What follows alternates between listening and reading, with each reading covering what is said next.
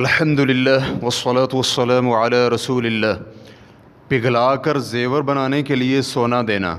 سوال کیا گیا ہے، میرے پاس پرانا سونا تھا، میں نے وہ سونا نئی چوڑیاں بنانے کے لیے سونار کو دیا تو اس نے کہا کہ وہ اسے پگھلا کر نئی چوڑیاں بنا دے گا اور صرف تیار کرنے کی مزدوری لے گا، یعنی اپنے ہاتھ سے جو مزدوری کرے گا اس کی اجرت ہی لے گا۔ یہ علم میں رہے کہ پرانے سونے کو جب سونار پگھلاتا ہے تو وہ سونا تقریباً 2 سے 3 گرام تک کم ہو جاتا ہے، تو اس طرح نئی چوڑیاں دیے گئے سونے سے وزن میں کم ہوں گی۔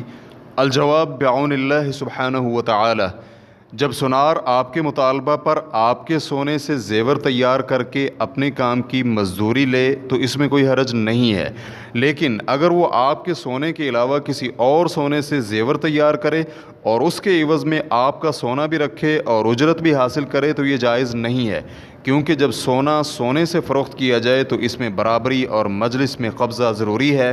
فتاوی اللجنۃ الدائمۃ للبحوث العلمیۃ والافتاء، جلد نمبر 13، صفحہ نمبر 503۔ واللہ تعالی اعلم۔ اسلام QA ریکارڈنگز، مؤسسۃ الشیخ محمد صالح المنجد، المملکۃ العربیۃ السعودیہ، فتویٰ نمبر 10844۔ والسلام علیکم ورحمۃ اللہ وبرکاتہ۔